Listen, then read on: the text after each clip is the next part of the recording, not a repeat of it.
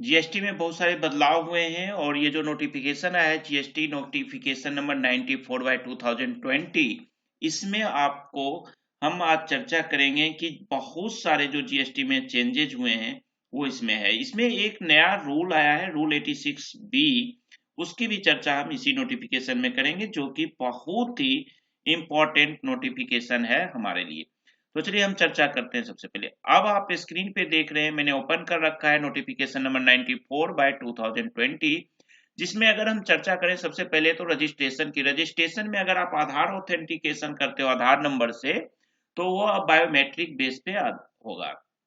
और अगर आप आधार के थ्रू नहीं करते हो ऑप्ट, आधार ऑप्ट नहीं करते हो, आधार से नहीं करते हो, तो फिजिकल करवाते हो, तो उसके लिए आपको फैसिलिटेशन सेंटर में जाकर के करवाना पड़ेगा। और इसमें अधिकारी ऑफिसर्स आपके बिजनेस प्लेस पे आएंगे और बिजनेस प्लेस पे आके फिजिकल वेरिफिकेशन किया जाएगा और विद इन 30 डेज आपको रजिस्ट्रेशन दे दिया जाएगा। तो फिजिकल का मतलब आप समझ रहे हैं, क्योंकि इंडिया में फिजिकल वर्ड जो है ना बहुत ही पैनिक वर्ड होता है ऑफिसर्स और व्यापारी के बीच का। ठीक है, नेक्स्ट अगर हम चर्चा करें तो इंपॉर्टेंट आया है रूल 21 कैपिटल ए में चेंजेज। रूल 21 कैपिटल ए में जो चेंजेज है ये है आपका कैंसिलेशन के बारे में कहता है। रूल 21A यानी किसका कैंसिलेशन, आपके रजिस्ट्रेशन का कैंसिलेशन। अब रजिस्ट्रेशन के कैंसिलेशन में क्या होता था, अगर रजिस्ट्रेशन नंबर आपका कैंसिल करता है कोई ऑफिसर, तो आपको अपॉर्चुनिटी दी जाती थी, आपकी बातों को सुना जाता था। लेकिन अब क्या हुआ, वो सुनवाई नहीं होगी। उन्होंने कह दिया कि after affording the said person a reasonable opportunity of being heard shall be omitted. ये सेंटेंस अब लॉ से हटा दिया गया, यानी कि अब आपको मौका नहीं दिया जाएगा सुनवाई का। साथ ही अगर आपका आउटवर्ड सप्लाई में डिटेल में कोई चेंजेज हो जाता है, या आप आईटीसी में कोई चेंजेज होता है, या 3B के रिटर्न में कोई वेरिएंट पाया जाता है, डिफरेंस पाया जाता है, तो इन केसेस में भी आपका रजिस्ट्रेशन कैंसिल कर दिया जाएगा। अब उसके बाद हम आते हैं बहुत बहुत इंपॉर्टेंट चेंज पे। इसे नोट कर लीजिएगा कि ये जो पॉइंट 7 देख रहे हैं in the set rules, in rule 36 इन सब रूल 4, रूल 36 सब रूल 4 जो है, जो कि अब 1 जनवरी 2021 से अप्लीकेबल हो जाएगा, बहुत बड़ा इंपॉर्टेंट है। इसमें कहा है for the figures and words 10%, the figures and words 5% shall be substituted. इसका मतलब क्या है कि जो पहले 10% था ना, कि आपने जितना इनपुट ले लिया वो तो ले लिया जो आपका पोर्टल पे आ रहा है, उसके बाद जो GSTR1 आपकी पार्टी ने अगर नहीं अपलोड किया, उसमें कोई बिल छूट जाता है GSTR1 में, उसका टोटल का 10% आप लेते थे, वो अब 10% हो गया 5%। यानी कि जो रिटर्न में जो उसने पार्टी ने GSTR1 में जो बिल छोड़ दिया, उस टोटल में आपको पहले 10% मिल जाता था। जो दिख रहा है पोर्टल पे आईटीसी लेने के लिए वो तो आप पूरा ले लो, और जो आपके बुक में है लेकिन पोर्टल पे नहीं आया, तो वहां पे आप 10% ले लेते थे, वो अब 5% हो गया। तो बहुत बड़ी बदलाव। उसके बाद अब नेक्स्ट जो आया है रूल 59 में, रूल 59 में आया क्या, in rule 59 after sub rule 4 the following sub rule shall be inserted namely.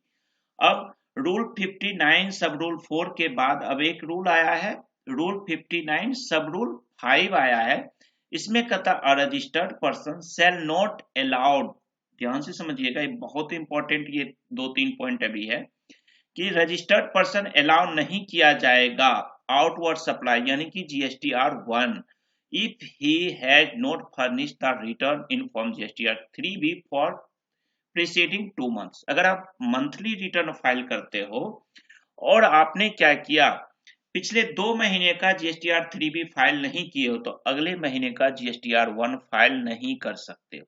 अब देखिए ऐसी गलती बहुत कम बिजनेसमैन करते होंगे, लेकिन भुगतना अब सबको पड़ रहा है। ये क्यों हो रहा है, इसलिए हो रहा है कि आप GSTR1 तो फाइल करते जा रहे हो बट गवर्नमेंट को टैक्स नहीं दे रहे हो, क्योंकि 3B में तो आप टैक्स जमा करते हो, वो छोड़ देते हो, जिसके कारण ये चीज आया है।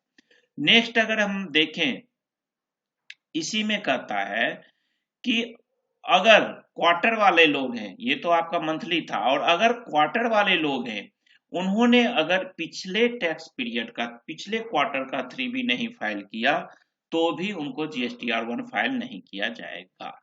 अब इसमें एक नया रूल और आया, रूल 86A के बाद अब आपके पास 1 जनवरी 2021 से एक सब रूल और आ गया, आपके साथ एक रूल और जुड़ गया, 86B। रूल 86B जो है वो है restriction on use of amount available in electric credit ledger. यानी कि इलेक्ट्रॉनिक क्रेडिट लेजर में, जो इलेक्ट्रॉनिक क्रेडिट लेजर है, जो आपका लेजर है, उसमें अब रेस्ट्रिक्शन लग गया कि कितना अमाउंट आप यूज कर सकते हो जो इसमें अवेलेबल है। इसमें कह रहा है कि the registered person shall not use the amount available in electronic credit ledger to discharge his liability towards output tax in excess of 99%। कहता है कि जो अगर आपके अकाउंट में, आपके लेजर में, इलेक्ट्रॉनिक क्रेडिट लेजर में जो ITC वाला अमाउंट है, उसको आप अब 100% नहीं यूज कर सकते हो, यानी कि 99% तक ही यूज करोगे। इसका मतलब 1% आपको क्या करना है, कैश लेजर से इलेक्ट्रॉनिक लेजर की जगह, यानी ITC के जगह अब 1% आपको कैश लेजर से अमाउंट जमा करना पड़ेगा, टैक्स जमा करना पड़ेगा। अब इस टैक्स लायबिलिटी में क्या होगा, in cases where the value of taxable supply other than exempt supply and zero rated supply. अब इसमें जो सप्लाई में भी, जो सेल में भी है, वो जीरो रेट और एग्जेम्प्ट सप्लाई, यानी एक्सपोर्ट वगैरह वाले को, SEZ वाले को लेस कर दिया जाएगा। ये ध्यान रखिएगा, सप्लाई में, टैक्स सप्लाई में, टर्नओवर में, in a month exceeds 50 lakh rupees, 50 lakh रुपया से ज्यादा का मंथली टर्नओवर होता है, तो अब ये चीज अप्लाइड नहीं होगा। किसमें अप्लाइड नहीं होगा, कि अगर वो पर्सन, उसका प्रोप्राइटर या MD है, या पार्टनरशिप में पार्टनर है, या आपको members of managing committee of association और बोर्ड ऑफ ट्रस्टी, ये सब जो ऑफिसर्स, मतलब जो उसके कर्ता हैं, जो चेयरमैन है, अगर वो paid more than 1 lakh rupees as income tax under the income tax act 1961, अगर वो 1 लाख रुपए से ज्यादा का इनकम टैक्स पे करता है in each of the last 2 financial year, पिछले 2 फाइनेंशियल ईयर से, तो उस पे ये एप्लीकेबल नहीं होगा। उसके बाद अगर बंदा, ये दोनों में कहता है कि अगर पर्सन, रजिस्टर्ड पर्सन है, वो refund amount of more than 1 lakh, refund amount अगर वो लेता है, तो भी उसे पे करने की जरूरत नहीं है, यानी कि ये रूल उस पे अप्लीकेबल नहीं होगा। उसके बाद a registered person has discharged his liability towards output tax through the electronic cash ledger of an amount which is in excess of 1% of the total output tax liability। तो ये तो clear ही है, ऊपर ही बता दिया गया कि अगर कैश लेजर से करता है तो वहां पे भी नहीं होगा। और साथ ही ये उन लोगों के लिए भी नहीं है, जैसे कि गवर्नमेंट डिपार्टमेंट है, PSU है, लोकल अथॉरिटी है, या स्टेचुरी बॉडी है, इनके लिए भी नहीं है। और यहाँ पे एक चीज और है कि अगर चाहे तो provided further that the commissioner or an officer authorised by him in this behalf may remove the said restriction after such verification and such safeguards as he may deem fit. अब चाहे तो वहां का कमिश्नर, आपके range का, आपके division का जो कमिश्नर होगा, आपके वार्ड का, GST का, वो आपको अगर वेरिफिकेशन करके फिट लगता है उसको, तो ये रिस्ट्रिक्शन को हटा सकता है। अब यहाँ पे भी आप समझ सकते हैं कि GST के लिए कितना लूप होल निकल के आ रहे हैं, जिससे अब कोई कमिश्नर कैसे हटाते हैं इंडिया में, जो एक्साइज का काम किए होंगे, सेल टैक्स का किए होंगे, उन्हें आइडिया होगा। अब बड़ा बदलाव जो ये पॉइंट नंबर 10 है, इसमें यूए बिल में आया है, जो कि 1 जनवरी 2021 से अप्लीकेबल होगा। इसमें एक वर्ड था 100 किलोमीटर, उसको अब 200 किलोमीटर कर दिया गया। यानी कि जो एक का जो लिमिट होता था वो 100 किलोमीटर की जगह अब 200 किलोमीटर कर दिया गया, 200 किलोमीटर कर दिया गया है। तो दोस्तों ये अभी इसमें इंपॉर्टेंट चेंजेज आए हैं।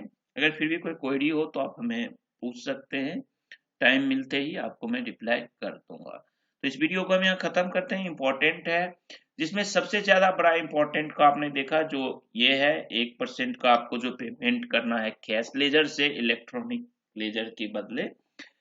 और दूसरा आपको सबसे बड़ा आया जो यहाँ पे आपको आया कि आपने को ये पॉइंट 10% की जगह अब 5%, 5% का ही आईटीसी ले सकते हैं। जो बिल, जो इनवॉइस आपको अनफर्निश्ड कर दिया है पार्टी ने, छोड़ दिया GSTR1 भरने में और आपके पोर्टल पे शो नहीं कर रहा है बट आपके बुक में शो कर रहा है, तो इस केस में आप 5% का ले सकते हो। तो ये 2-3 चीज बहुत ही ज्यादा इंपॉर्टेंट हुआ। और उससे के बाद जो इंपॉर्टेंट है वो 3B पे जो रिस्ट्रिक्शन लग गया, आपको GSTR1 के नहीं फाइल कर पाओगे अगर आप GSTR3B नहीं फाइल करते हो। तो ये सारी चीजें इसमें देखिए, कुछ टैक्स पेयर्स गलती करते हैं, मिस्टेक करते हैं और भुगतना सबको पड़ता है। तो दोस्तों इस वीडियो को हम यहाँ खत्म करते हैं। डिसीजन आपको लग गया होगा इस वीडियो को सुनने के बाद, इस नोटिफिकेशन को सुनने के बाद, कि जीएसटी में बिजनेस करना कितना टफ हो गया है। Thank you, bye bye.